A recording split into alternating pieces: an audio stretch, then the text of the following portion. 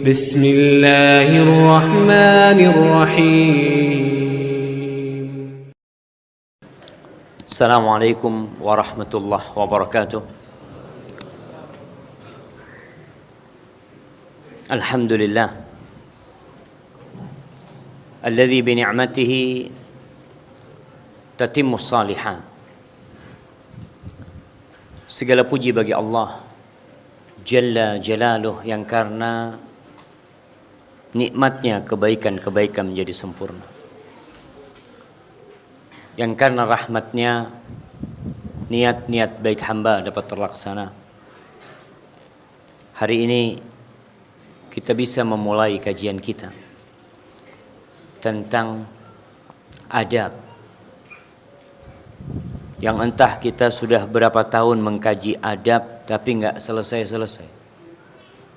Berapa tahun jemaah? Kalau tahunnya mungkin banyak, tapi kalau pertemuannya sangat sedikit. Kita hanya berjumpa sepekan sekali selama 8 bulan. Atau bahkan hanya 7 bulan. 7 kali 4 berapa? Berapa jemaah? 28. Kita hanya pertemuan 28 kali per tahunnya. Makanya memang ada yang bertanya, Ustadz kok nggak selesai-selesai kitab Adabul Mufradnya? Semoga Allah Jalla Jalaluhu memberikan kekuatan kepada kita untuk bisa menyelesaikannya. La haula wa la quwata illa billah. Tapi yang terpenting, tatkala Allah memberikan taufik kepada kita untuk mengkaji sabda-sabda Rasulullah sallallahu alaihi wasallam, bagaimana kita mempraktekannya dalam kehidupan ini. Allahumma salli wa sallim wa zid wa barik wa an'im ala sayyidina wa maulana Muhammadin wa ala alihi wa ashabihi ajma'in. Amma ba'd. Ikhwati rahimakumullah. Kita akan masuk ke bab kafaratul marid. Bab tentang penghapusan dosa buat orang-orang yang sakit. Siapa yang tidak pernah sakit? Hampir tidak ada. Bahkan penyakit ini termasuk perkara yang ditakutkan oleh kita. Di musim-musim hujan seperti sekarang ini, tidak sedikit yang sakit. Bahkan subhanallah, hampir tidak ada rumah sakit yang sepi. Antum berangkat ba'dal maghrib ke rumah sakit manapun, kecuali di mana rumah sakit yang kalau malam tutup? Kayaknya nggak ada jemaah. Antum datang pagi hari, mungkin di rumah sakit Patrang, subhanallah, ngantri bertumpuk-tumpuk. Kemudian di rumah di puskesmas pun seperti itu. Kenapa Allah berikan penyakit? Bukankah Allah Ar-Rahmanir Rahim? Bukankah Allah yang rahmatnya wasi'at kulli syai'? Yang rahmatnya meliputi segala sesuatu, bahkan semut di lubangnya mendapatkan rahmat Allah. Bahkan tupai-tupai di hutan mendapatkan rahmat Allah. Kenapa Allah berikan penyakit? Ketahuilah bahwa penyakit itu salah satu bentuk rahmat Allah. Ada apa dengan sakit? Maka Imam Bukhari rahmatullah alaih membuat bab ini agar orang-orang yang sakit tidak berkecil hati. Tidak berpikir kalau penyakit itu adalah azab dari Allah. Bisa jadi penyakit itu anugerah ilahi yang harus disyukuri. Hari ini subhanallah ana berangkat ke tempat servis mobil. Yang ngurus-ngurusin itu pilek. Orang awam lah ana lihat ya. Katanya, "Mas, pilek Mas." "Iya Pak Ustadz, alhamdulillah dikasih pilek saya. Nggak kayak Fir'aun," kata dia. Nggak pernah sakit, lupa kalau kita sehat terus Ustadz. Subhanallah. Bayangkan anak mendapatkan pelajaran dari orang awam, sekedar pegawai saja dia. Ternyata dia tahu penyakit yang dia derita adalah anugerah ilahi yang seharusnya disyukuri. Kita kalau kena musibah disuruh baca doa, Allahumma ajurni fi musibati. Kita minta pahala sama Allah dalam musibah-musibah tersebut. Nah, tafadhol ya.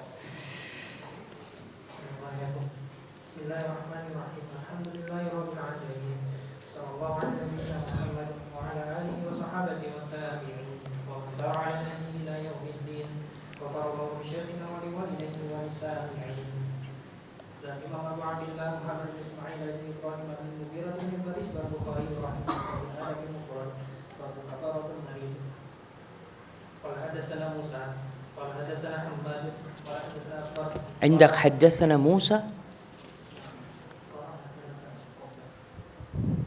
قرأنا 3 أحاديث صحيح ما شاء الله نعم. قال حدثنا موسى قال حدثنا حماد قال أخبرنا علي بن علي عن أبي سلمة عن أبي هريرة رضي الله تعالى عنه عن النبي صلى الله عليه وسلم قال لا يزال البلاء بالمؤمن والمؤمن في جسده وأهله وماله حتى يلقى الله عز وجل وما عليه خطيئة. قال حدثنا محمد بن عبيد قال حدثنا عمر بن طلحة عن محمد بن عمرو بن مسلم وزاد في ولده. قال حدثنا أحمد بن يونس قال حدثنا أبو بكر عن محمد بن عمرو عن أبي سلمة عن أبي هريرة رضي الله تعالى عنه قال جاء أعرابي فقال النبي صلى الله عليه وسلم هل أخذتك أم الدم؟ قال وما أم الدم؟ قال حر بين الجلد واللحم. قال لا. قال فهل صدقت؟ قال وما الصداع؟ قال ريح تأتلف برأسي تأتي العروق. قال لا. قال فلما قال من سره أن ينظر إلى رجل من أهل النار فلينظره. Barakallahu fikum. Taib. Subhanallah jamaah. Al-Imam Bukhari menyebutkan beberapa hadis dalam bab ini. Di antara hadis yang beliau sebutkan adalah hadis Abu Hurairah radhiyallahu taala anhu. Beliau mengatakan telah mengajarkan kepada kami Musa. Dia berkata telah mengajarkan kepada kami Hammad. Man yatazakkar Hammad ya syabab? حماد بن زيد أو حماد بن سلمة قال أخبرنا عدي بن عدي عن أبي سلمة dari Abu Salamah dari Abu Hurairah radhiyallahu taala anhu dari Nabi sallallahu alaihi wasallam. Apa kata Nabi? La yazalul bala'u bil mu'min wal mu'minah fi jasadihi wa ahlihi wa malihi hatta yalqa Allah azza wa jalla wa ma alaihi khati'ah. Rasul sallallahu alaihi wasallam menjelaskan bagaimana la yazalul bala. Bala itu, petaka itu terus-terusan menimpa seorang lelaki yang beriman atau seorang wanita yang beriman. Di mana? Fi jasadi. Bala itu bisa jadi di tubuhnya. Dengan penyakit, terluka, kena paku. Subhanallah. Ada yang kena stroke. Ada sebagian mungkin yang tabrakan. Berbagai penyakit yang entah berapa banyak penyakit yang telah dicatat oleh para dokter. Tentang penyakit-penyakit yang menimpa tubuh manusia. Wa ahlihi. Dia terkena petaka di kerabatnya, di keluarganya. Ayahnya meninggal dunia. Anaknya meninggal dunia. Ibunda yang merawat dan membesarkannya meninggal dunia. Atau orang tuanya sakit. Balaknya bukan di dirinya, tapi di anaknya. Tidak sedikit orang tua yang harus bangun malam bukan karena dia sakit, tapi karena anaknya yang sakit. Atau karena istrinya yang sakit. Ada penyakit yang dibawa dari lahir oleh anaknya. Subhanallah. Ada teman yang 3 anaknya cacat semuanya. Dan itu bala buat orang tuanya. Terus Allah kasih bala. Di badannya, di keluarganya, wa malihi dan hartanya.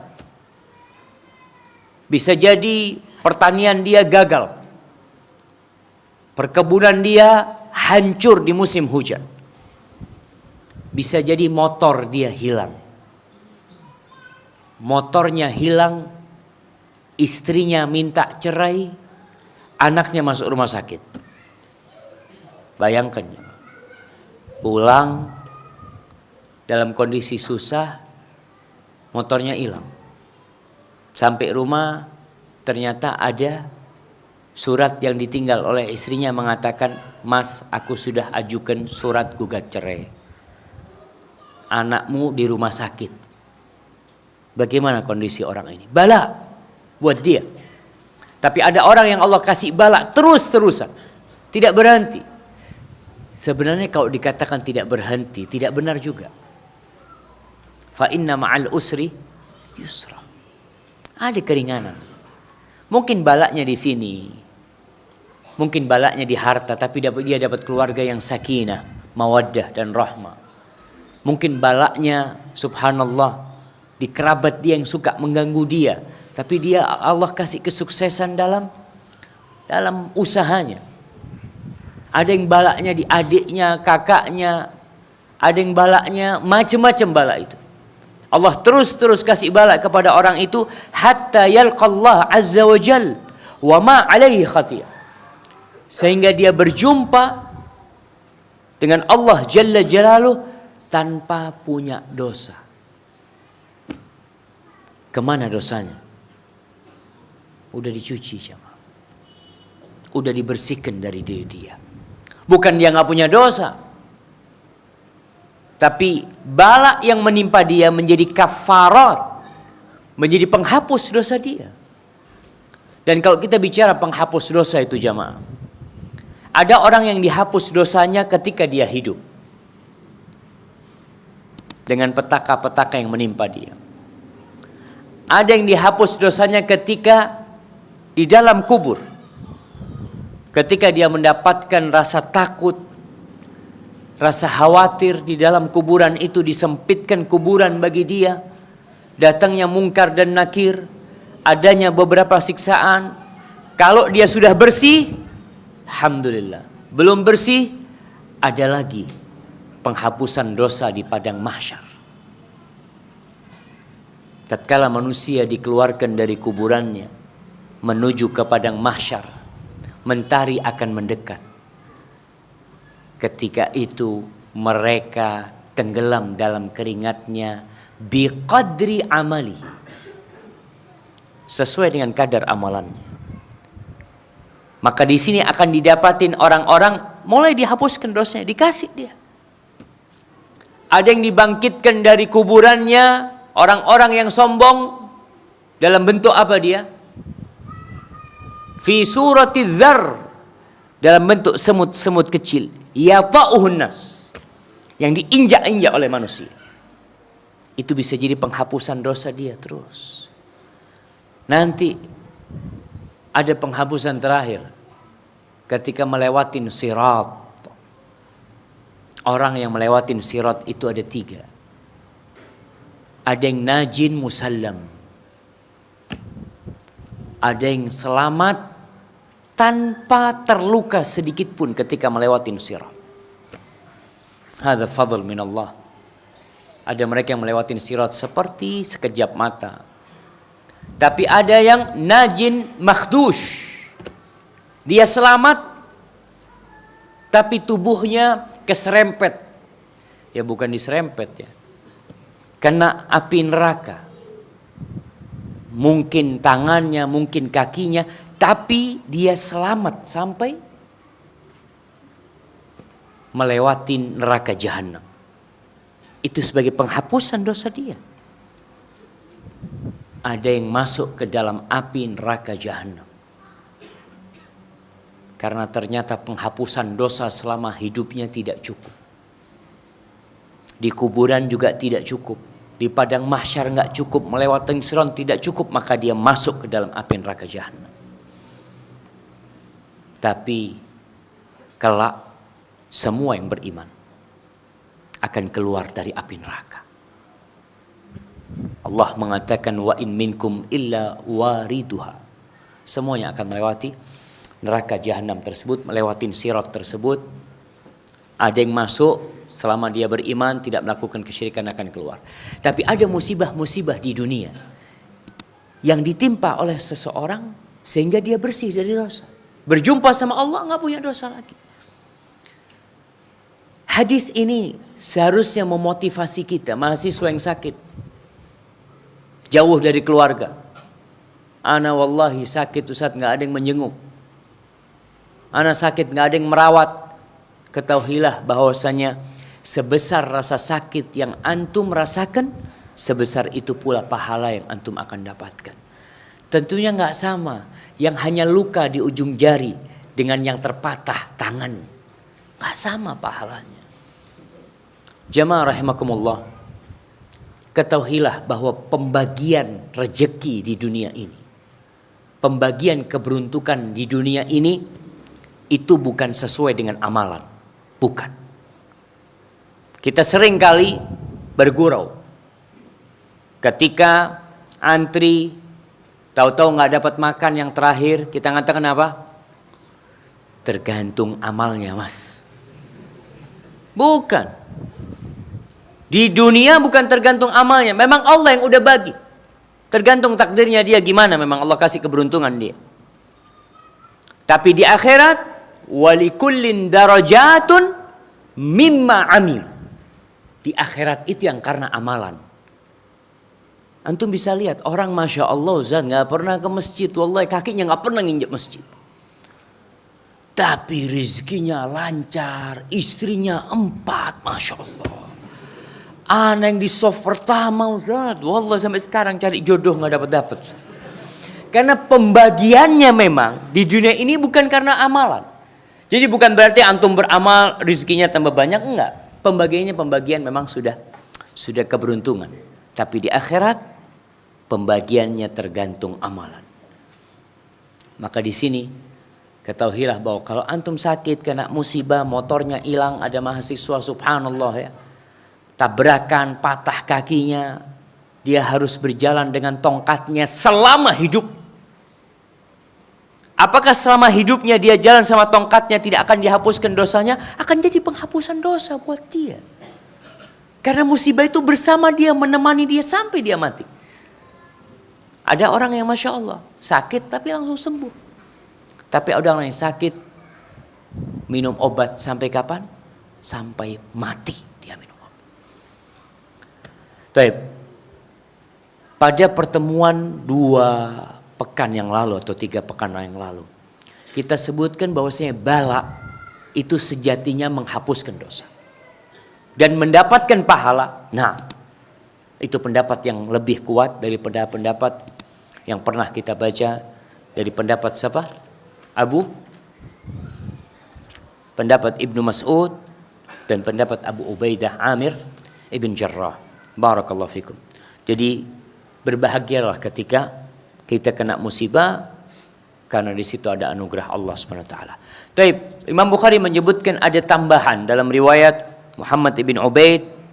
Dia berkata telah mengajarkan kepadanya Umar ibn Talha dari Muhammad ibn Amr seperti hadis itu, hadis yang barusan kita baca, zada fi waladihi, dan dia tambahkan fi waladihi, di anaknya.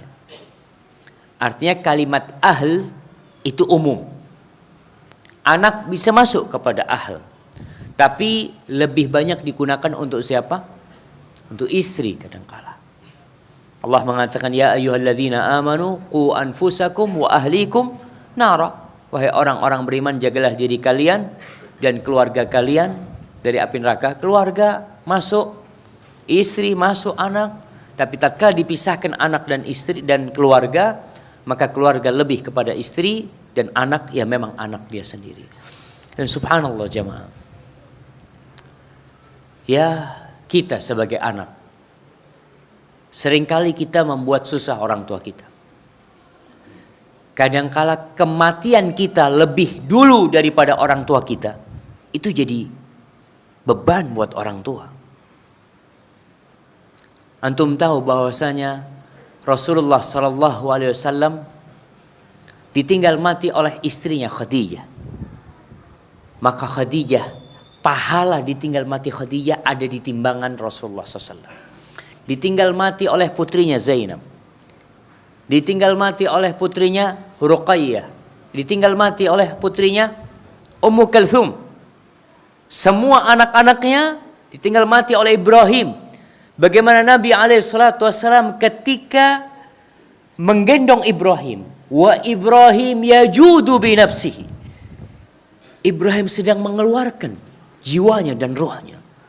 Lalu Nabi SAW meneteskan air mata. Beliau bersedih. Tapi pahalanya ada di lembaran kebaikan Rasulullah SAW. Tapi ada satu anak Nabi yang tidak ada di lembaran Rasulullah SAW. Bahkan Nabi sendiri ada di lembaran dia SAW. Siapa? Fatimah binti Muhammadin SAW. Karena Fatimah meninggal setelah wafatnya Rasulullah SAW. Sehingga Fatimah bagaimana dia menangis ditinggal mati sama Nabi SAW. Dia bersedih ditinggal mati oleh kekasihnya, oleh ayahandanya yang tercinta. Tapi dia bisa mendapatkan beratnya ditinggal mati oleh ayahandanya, dan itu ada di timbangan kebaikan siapa? Fatimah binti Muhammadin radhiyallahu taala anha wa sallallahu alaihi wasallam. Baik, kemudian hadis yang selanjutnya. Imam Bukhari mengatakan telah mengajarkan kepada kami Ahmad ibn Yunus. Dia berkata, haddatsana Abu Bakar, telah mengajarkan kepada kami Abu Bakar. Dia meriwayatkan dari Muhammad ibn Amr, dari Abu Salamah, dari Abu Hurairah radhiyallahu anhu. Sama dari Abu Salamah, dari Abu Hurairah seperti yang sebelumnya. Qal, Abu Hurairah berkata, Ja'a A'rabiyun, telah datang seorang Arab Badui. Wa fi riwayatin marra bi Rasulillah sallallahu alaihi wasallam A'rabiyun a'jabathu sihhatuhu wa jaladuh. Di riwayat lain disebutkan telah lewat Arab Badui yang Nabi kagum dengan kesehatan dia dan kekarnya tubuh dia. Badui ini. Fada'ahu Rasulullah SAW. Dan riwayat dikatakan dia dipanggil sama Nabi SAW. Faqala Nabi SAW. Lalu Nabi berkata kepada Badui ini, Hal akhadhatka ummu Mildam? Apakah engkau pernah diambil oleh ibunya Mildam? Siapa ibunya Mildam, jemaah? Subhanallah, ternyata Nabi SAW menamakan demam itu Ummu Mildam. Ummu Mildam, ibunya Mildam. Qala wa ma Ummu Mildam? Badui enggak faham. Apa Ummu Mildam itu?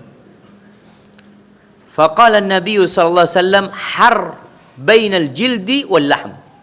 Demam yang dirasakan antara kulit dan daging. Panas yang dirasakan antara kulit dan daging. Panas ini macam-macam, jemaah. Tapi ada panas yang kalau dipegang linu. Antum pernah merasakan seperti itu? Ada panas yang biasa. Ada panas yang samping anak itu kejang-kejang. Itu musibah lebih berat buat anaknya apa lebih berat buat orang tuanya? Wallahi kadangkala orang tuanya lebih berat merasakan hal itu. Melihat anaknya seperti sekarat kejang-kejang. Allahu Akbar. Lalu Nabi setelah menjelaskan yang dimaksud dengan Ummu Mildam itu panas, qala la, enggak pernah aku. Enggak pernah panas. Qala fahal sudi'ta? Engkau pernah merasakan sudah? Qala wa ma sudah? Apa sudah itu?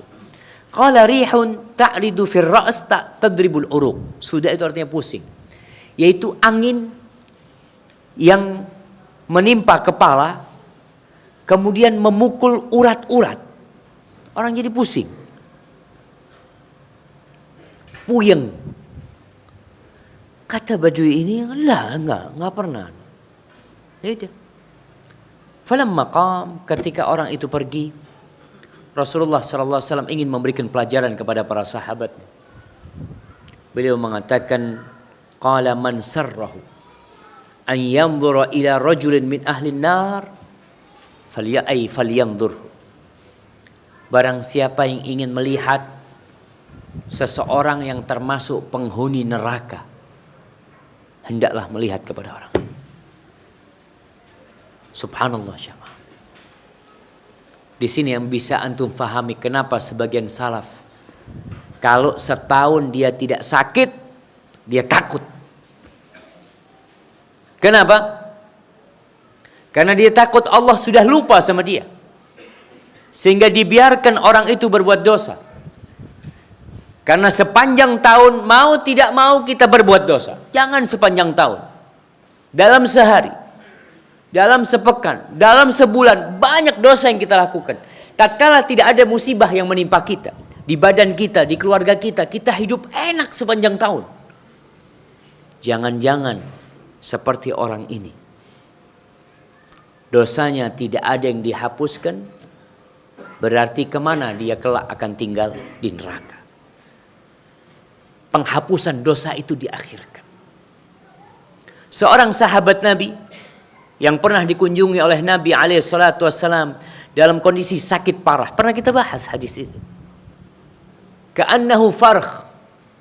Dia seperti ayam itu bahasa Maduranya kering ya ma. Tahu kering ya ma? Bahasa apa itu? Bahasa Indonesianya apa? Demam. Masya Allah. Masa kering demam? Masya Allah. Iya, jadi udah kayak ayam yang antum pernah melihat ayam udah nggak bisa gerak lagi, dia udah diam. Ketika itu Nabi bertanya kepada orang ini, hal da'autallah bi syai'? Apakah engkau berdoa memohon sesuatu kepada Allah sampai ditimpa penyakit seperti ini? Qala na'am. Iya ya Rasulullah SAW. Aku berkata kepada Allah, Allahumma ma kunta mu'aqibi fil akhirah fa'ajjilhu li fid dunya. Ya Allah, sanksi yang akan engkau berikan kepadaku di akhirat, aku minta kepadamu engkau segerakan bagi aku di dunia. Dia tahu sanksi Allah berat sekali di akhirat. Dan dia tahu dosa pasti ada balasan. Pasti iya. Allah mengatakan Jalla Jalaluh, laisa bi amaniikum wala amani ahli kitab man ya'mal su'an yujza bihi wala yajid lahu min dunillahi waliya wala nasira. Siapa berbuat dosa pasti dibalas. Imma fid dunya wa imma fil akhirah. Ketika ayat ini turun, Abu Bakar ketakutan. Kalau setiap kita berbuat dosa Allah kasih sanksi, hancur kita. Itu bagaimana takutnya Abu Bakar sedangkan dia dijamin masuk surga. Jamaah, sebelum ana lanjutkan hadis tadi, berkaitan dengan bagaimana Abu Bakar semangat beribadah dalam kondisi dijamin masuk surga. Orang yang berharap kepada Allah, dia akan semakin semangat beribadah. Antum kalau ada harapan besar, antum akan semakin semangat beribadah. Seperti seorang petani. Seorang petani yang punya harapan besar bahwasanya kebunnya ini akan menghasilkan. Umpamanya dia sedang tanam lombok. Dan dia tahu dia punya harapan besar lombok ini akan mahal harganya. Apakah ada sejengkal tanah yang dia biarkan tanpa pohon lombok? Tidak ada. Semua akan dia tanam. Bahkan istilah Jawanya itu galengan. Tahu galengan nanti? Galengan itu jalan di antara dua sawah itu ya. Dia tanamin di situ. Kenapa? Karena harapan dia besar. Jadi kalau ada orang berharap kepada Allah lalu dia tidak beramal, berarti dia tidak berharap. Karena orang yang berharap kepada Allah pasti banyak beramal. Lalu kembali kepada Abu Bakar tadi. Kenapa Abu Bakar takut? Padahal dia banyak beramal. Dia berharap kepada Allah banyak. Tapi dia juga takut. kalau semua dosanya akan mendapatkan sanksi. Nabi mengatakan bahwa penyakit yang menimpamu itu akan menghapuskan dosa. Tapi orang ini yang dikunjungi nama Nabi SAW yang seperti ayam yang kering tadi dikatakan. Ketika dia berkata, iya aku berdoa seperti itu. Kata Nabi SAW, innaka la tutiqu dhalik, gak mampu engkau menghadapi itu. Halla sa'altallah al-afiyah. Kenapa engkau tidak minta afiyah, minta kesembuhan, minta keselamatan. Afiyah itu sembuh dari penyakit, selamat dari petaka. Makanya Nabi menyuruh, idza sa'altallah fasalullah al-afiyah, minta afiyah sama Allah. Halla qulta, kenapa kau enggak berdoa mengatakan Allahumma atina fid dunya hasanah wa fil akhirati hasanah wa qina adzabannar. Penyakit itu jangan dipinta. Mintalah afiah. Ketika penyakit tiba, sabarlah dan berharaplah pahala dari Allah sambil berdoa minta kesembuhan. Jangan minta penyakit itu.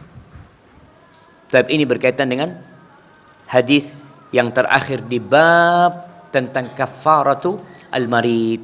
Bahwasanya orang-orang yang sakit hendaklah bersabar, jangan mencelah penyakit, jangan mencela penyakit. Antum ingat dengan hadis ketika Nabi SAW berkunjung ke rumahnya Ummu Ala. Ya Ummu Ala, mali araki tuzafzafin. Ummu Ala, kenapa engkau kok gemeter? Apa kata Ummu Ala? Dia mengatakan, Al-humma ya Rasulullah, la barakallahu fi. Dia mengatakan, ini demam ya Rasulullah SAW, semoga enggak diberkain. Itu demam. Dia mencela demam. Kata Nabi SAW, ya Umma Ala, la tasubbil humma. Jangan engkau cela demam itu. Karena demam itu menghapuskan dosa-dosanya anak manusia. Jangan dicela, malah kedatangannya seharusnya disyukurin. Antum Masya Allah, alhamdulillah dosa-dosa anak bisa terhapuskan. Kemudian berkaitan dengan penyakit, kita tidak boleh mencela penyakit. Syekh bin Utsaimin rahmatullah alaihi, beliau mengomentari tentang menamakan tumor dengan ucapan as-saratanul khabith atau al-maradul khabith, penyakit yang menjijikkan. Beliau nggak setuju dengan penamaan itu. Karena apa? Karena tadi dia ini datang menghapuskan penyakit-penyakit, menghapuskan dosa-dosa, mengangkat derajatnya anak Adam, membuat dia berjumpa dengan Allah tidak memiliki dosa sama sekali. Kenapa disebut menjijikkan? Jadi dalam penamaan pun kita tidak boleh mencela penyakit-penyakit tersebut. Berikan nama-nama yang indah. Sebagaimana nama rumah sakit buat anak kurang cocok. Seharusnya namanya rumah sehat. Makanya di Arab itu disebut al-mustashfa, rumah kesembuhan, bukan rumah sakit. Kenapa banyak orang gak mau dibawa ke rumah sakit? Wallahi anak anti sama rumah sakit. Karena dia dengar rumah sakit, Allah tambah parah sakitnya. Enggak sudah anak dirawat di rumah. Tapi kalau disebut, Pak, kita ke rumah penyembuhan, bismillah, berangkat.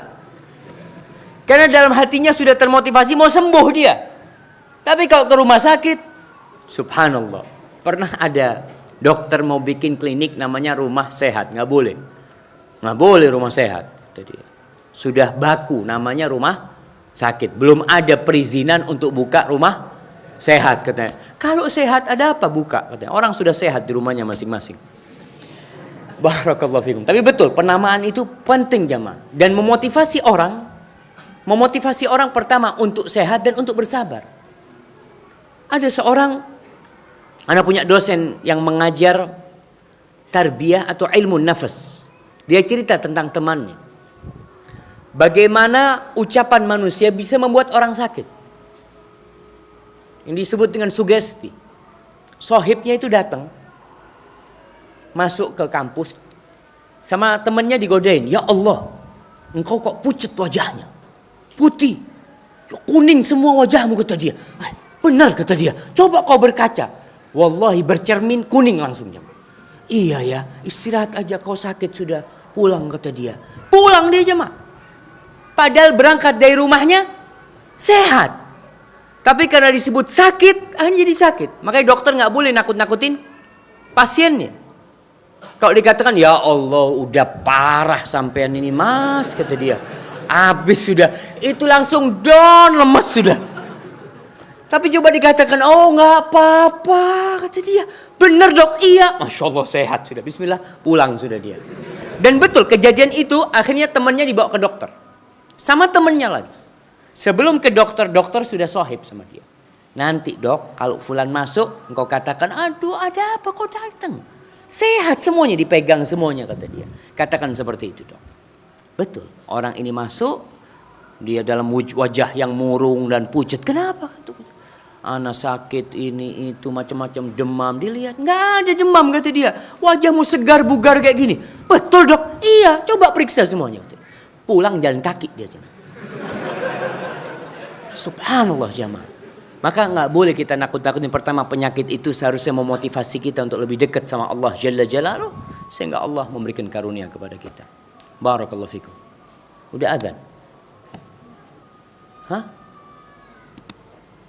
Belum? Ya Allah ikra.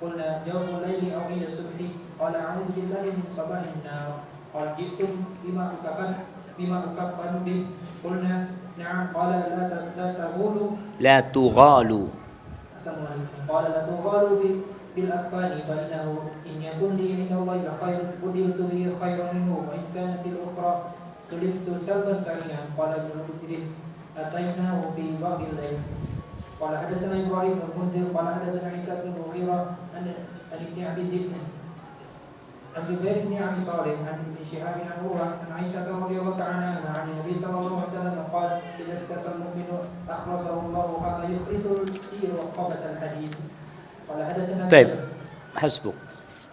Taib, sekarang masuk ke tentang masalah menjenguk orang sakit. Babul iyadah jawfal lail. Kita tahu saudara kita sakit, maka ingat dengan hak saudara kita, idza marida fa'udhu. Kalau sakit, besuk dia. Ini hak yang sering dilupakan sama kita jemaah. Anda sendiri merasakan subhanallah. Kadang-kala ada ustaz sakit atau mahasiswa sakit, kita nggak sempat jenguk ya, dikarenakan banyak kesibukan. Tapi usahakan. Ketika kita ada kesempatan, antum di sini di asrama, dengar fulan sakit di kamar fulan, kunjungin. Perjalanan antum ke kamarnya, subhanallah. Itu perjalanan yang sangat indah yang dikatakan tibta wa taba mamsya. Engkau begitu bahagianya, begitu penuh kebaikan dirimu dan perjalanan penuh dengan kebaikan. Wa tabawwa'ta minal jannati manzila.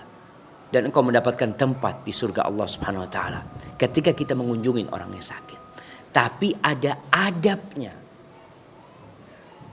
Bagaimana mengunjungi orang yang sakit? Ada orang yang tidak tahu waktu. Di sini kenapa rumah sakit memberi aturan jam besuk dari jam berapa? Jam sekian sampai jam sekian. Jam sekian sampai jam sekian. Kenapa? Kalau yang membesuk tidak tahu waktu, kapan yang sakit mau istirahat? Bahkan ada seorang syekh, Masya Allah. Ada satu yang berkunjung ke dia.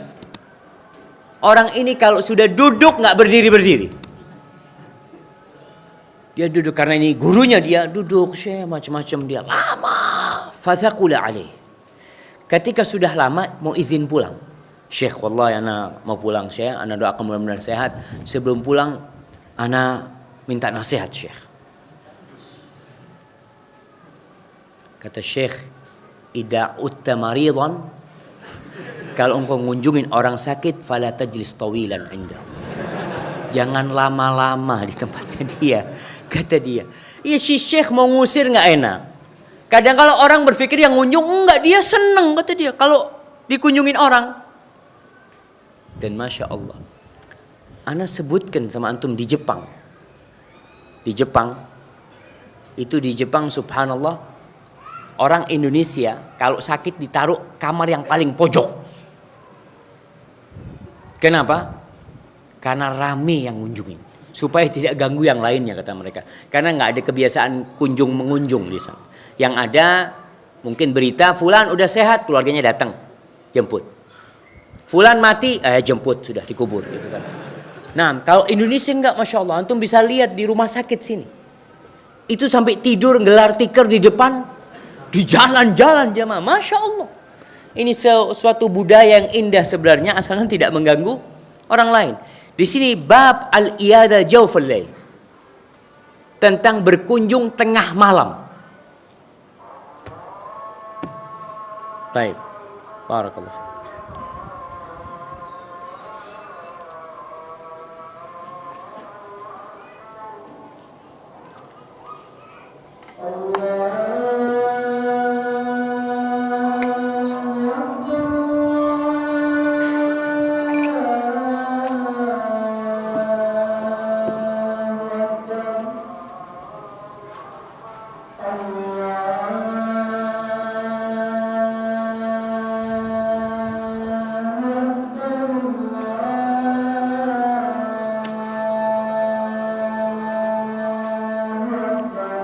Allahu Akbar.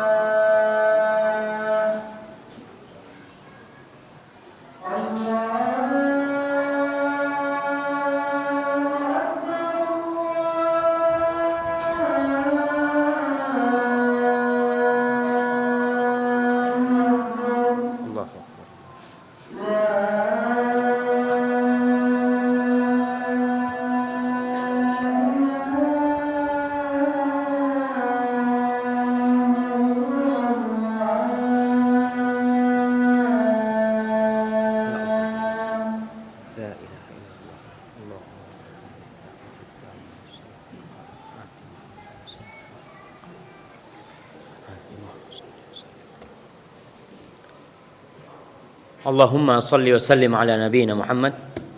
Baik, mungkin membaca hadis ini anak akan akhirkan ke pertemuan yang akan datang, tapi anak akan bacakan tentang adab membesuk orang yang sakit.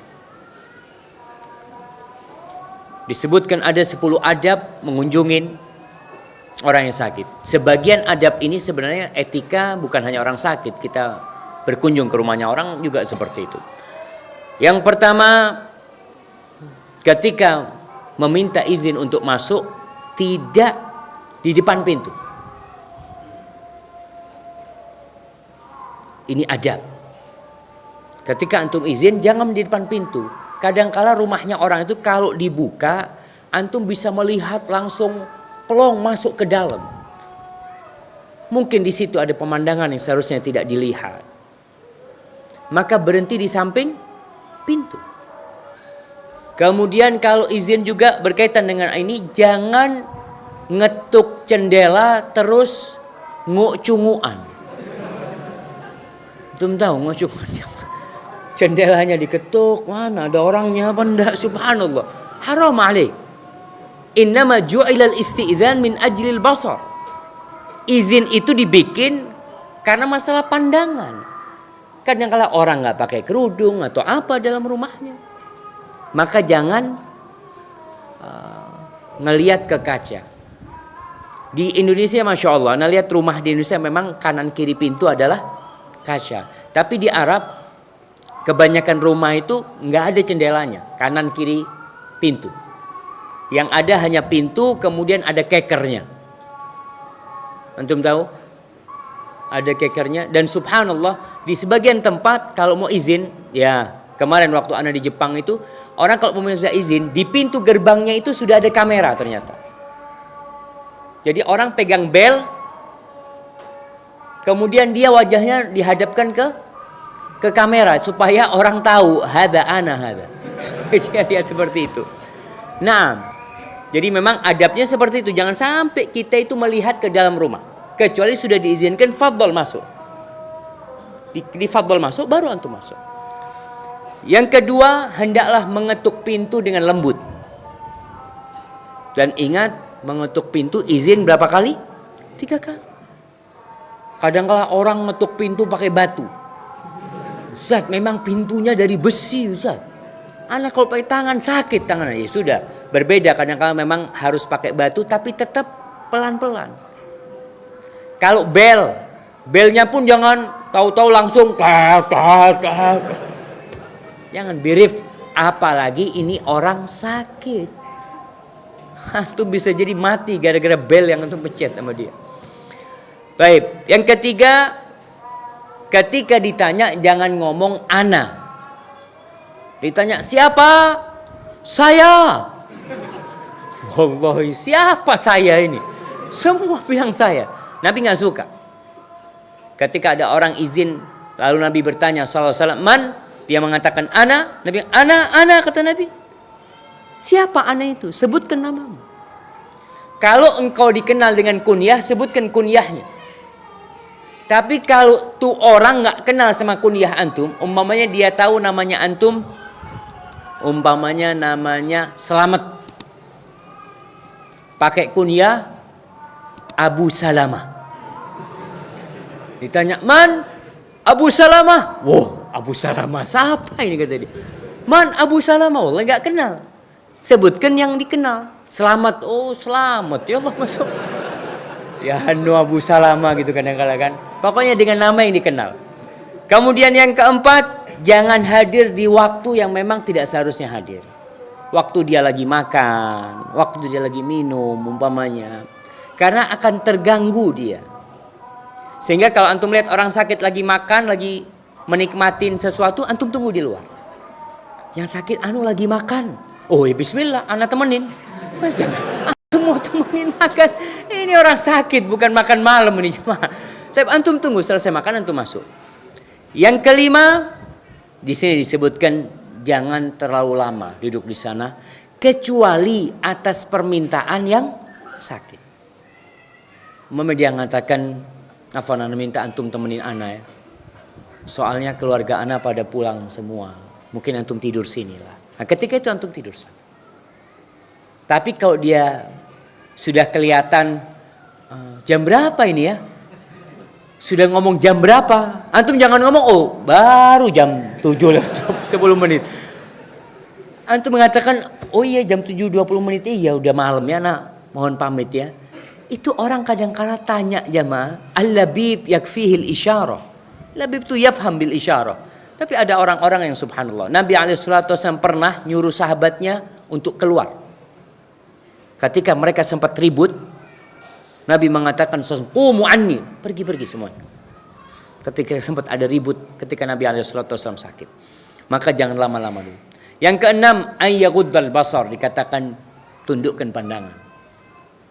Jangan sakit malah diliatin rumahnya, masya Allah. Antum beli di mana motor itu? Matanya jangan kemana-mana, jemaah. Dan kita pun kalau berkunjung ke rumahnya orang, nggak perlu mata kita kemana-mana. Kecuali izin. Afwan, ana mau lihat lemari antum bagus banget ini. Antum izin dulu. Karena antum izin, dikasih izin untuk duduk. Fadol duduk. Bukan untuk kemana-mana di rumahnya, tundukkan pandangan antum.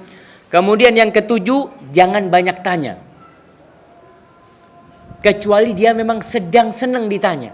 Ada orang yang sakit, kalau ditanya, dia kemudian apa? Cerita ya, macam-macam. Ya antum tanya dia. Tapi jangan sampai membuat dia sakit. Ana pernah ngunjungin orang sakit, ngobrol sama yang ngunjungin. Tahu-tahu susternya datang, "Mas, iki wong loro, Mas," kata dia. Ini orang sakit, jangan lama-lama, jangan banyak tanya, suruh istirahat dia. Karena memang yang sakit nggak boleh banyak keluar energi. Jawab pertanyaan itu jemaah, keluar energi. Maka kadang-kala jangan. Antum sudah tahu kata suster harus banyak istirahat, jangan banyak tanya. Di sini yang harus antum lakukan adalah yang ke-8, tampakkan antum kesian dengan dia. Bukan malah ngece. Mengatakan, "Ya Allah, anak kira antum gak bisa sakit antum." Tapi ya Allah, mudah-mudahan ya Allah, semua orang sakit, subhanallah ya. Mudah-mudahan antum cepat sembuh ya. Ketika antum pegang dia. Yang ke-9, doakan dia. Doakan. Kalau perutnya yang sakit, antum pegang perutnya. Antum bacain Al-Fatihah buat dia. Atau antum baca bismillah, bismillah, bismillah. A'udzu bi'izzatillahi wa qudratihi min syarri ma ajidu wa hadir. Antum baca itu 7 kali umpamanya. Antum bacain. Sehingga dia suka. Kadang-kala dia berharap didoakan memang. Bukan cuma antum datang ngobrol. Dan di antara yang harus kita ucapkan buat yang sakit apa? La ba'sa tahurun insyaallah. Lihat ucapan la ba's, enggak apa-apa insyaallah. Tahur. Ini penyakit insya Allah jadi penghapus dosa. Asal engkau menerima, tidak mengucapkan, tidak mengeluarkan ucapan-ucapan yang mengandung bentuk ketidakridhaan dengan takdir Allah Jalla Jalaluh. Dan yang terakhir, berikan optimis atau bangkitkan optimisme di dirinya. Bahwasanya enggak, insya Allah enggak ada masalah. Fulan sakit, subhanallah. Ceritakan, fulan sakit lebih parah dari antum, sembuh. Fulan sakit, alhamdulillah. Jangan dikata, wallahi fulan sakit kayak antum 2 hari mati. Antum kalau ngomong gitu, dia siap-siap mati jemaah. Dan jangan. Maka berikan angan-angan kepada dia, ya bahwasanya insya Allah kau akan sembuh. Jangan takut ya. Jangan berharap mati. Banyak baca doa. Semoga Allah SWT menyembuhkannya. Hada Allahu a'lam bissawab.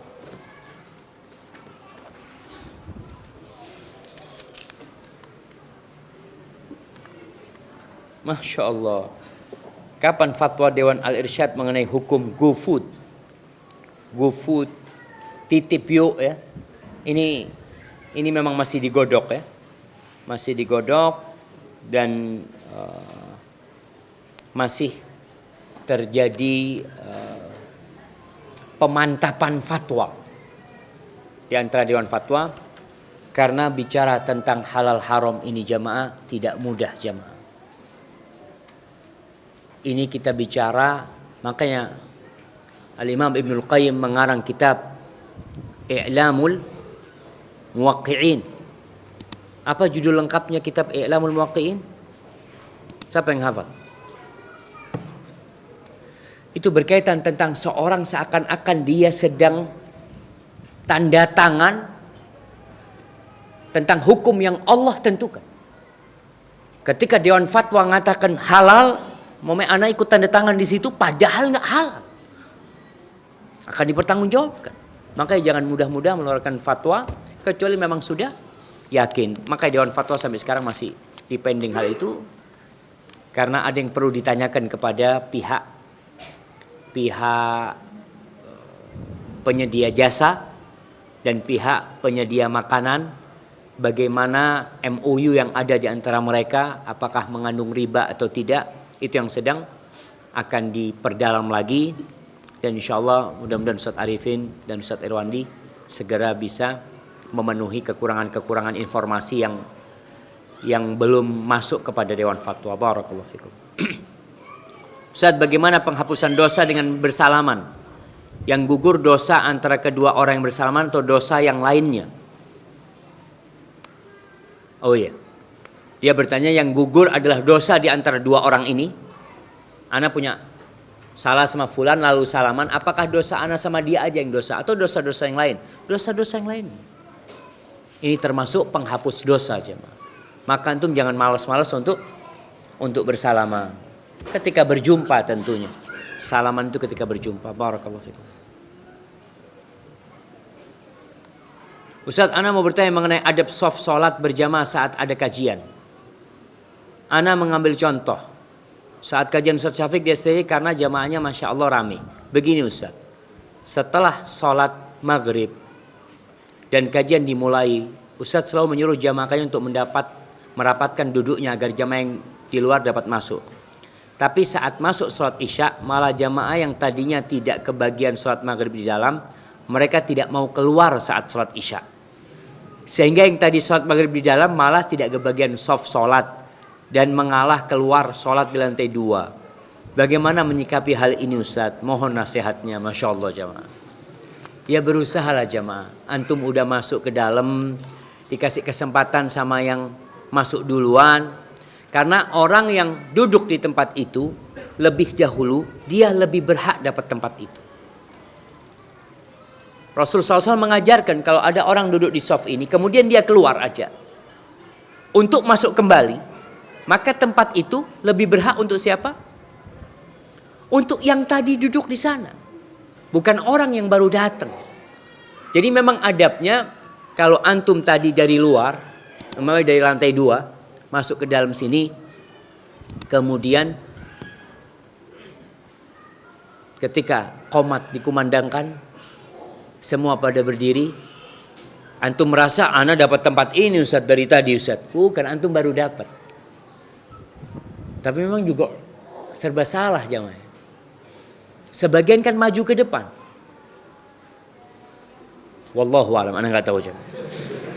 Tapi yang jelas mungkin lebih baik tetap ngalah ya. Kalau antum Ustaz, ana Ustaz tadi di dalam terus keluar, insyaallah pahala antum lebih besar. Karena antum ngalah dan antum berjalan, nambah naik ke atas, tentunya langkah-langkah antum akan ditulis. Sedangkan kalau antum tetap sholat di tempat itu, antum nggak dapat pahala apa? Langkah kaki. Ya Ustaz, ahsan ke masjid lain Ustaz, lebih jauh Ustaz. Lah jamaah tetap di masjid ini maksudnya. Wallahu a'lam. Tapi anda jamaah tanyakan kepada Ustaz lain tentang hal itu. Apa jerawat termasuk penyakit yang dapat menghapus dosa Ustaz? Wallahi sahih ini jamaah, ini penyakit jamaah, semua penyakit. Hatta syauk yushakwa, sampai duri yang kena sedikit dihapuskan dosanya. Apalagi jerawat. Jerawat ini bukan hanya sakit di kulit, tapi masuk ke dalam hati jamaah. Betul, orang itu kalau kena jerawat, Masya Allah, yang sakit itu bukan hanya kulitnya, bahkan dia bingung. Mau ketemu sohibnya nanti ditanyain macem-macem, Masya Allah, jerawatan lagi antum ini. Itu penyakit yang berat jemaah. Beda dengan penyakit yang ada di dalam tubuh antum. Ustaz, bagaimana dengan panu? Sama. Panu, kadas, apa? Kurap apa itu semua penyakit. Tapi sebesar penyakit itu, sebesar itu pula penghapusan dosanya. Maka nggak samalah tadi orang yang kena kadas dengan orang yang kena kanker. Orang yang kena stroke dengan orang yang hanya demam biasa. Makanya tentu tidak sama. Berkaitan dengan kezaliman. Banyak di zaman sekarang orang-orang yang latah dijadikan bahan candaan. Apakah ini termasuk kezaliman? Bagaimana sikap orang yang latah ini Ustaz? Subhanallah jemaah. Iya. Yang pertama kita tahu adab hidup bersama saudara kita. Rasulullah SAW mengatakan ketika berbicara tentang hak sesama muslim, wala yahqiru. Jangan menghina dia. Ketika antum menertawakan saudara antum yang latah, antum kan sedang meledekin dia. Seharusnya tidak. Terus bagaimana sikap orang yang latah? Pertama, sabar. Yang kedua, ganti ucapan latahnya dengan ucapan yang positif. Seperti apa? Soalnya orang latah ini kadang-kala jorok ucapannya. Dan itu disukain sama orang. Masya Allah. Dicolek lagi. Keluar kebun binatang. Apa dari dia? Suka mereka. Maka antum ganti. Supaya mereka tidak jahilin antum lagi. Apa? Allah yahdik. Allah yahdik. Amin. Mungkin dia cuma gitu. Mau apa? Didoakan semoga Allah ngasih hidayah sama dia. Jadi ganti dengan ucapan yang positif. Dengan itu mudah-mudahan dia berhenti. Hadza wallahu a'lam bishawab. Masih banyak pertanyaan yang lainnya yang belum bisa dijawab. Mudah-mudahan kita bisa menjawabnya di pertemuan yang akan datang. Subhanakallahumma bihamdika asyhadu an la ilaha illa anta astaghfiruka wa atubu ilaik. Assalamualaikum warahmatullahi wabarakatuh.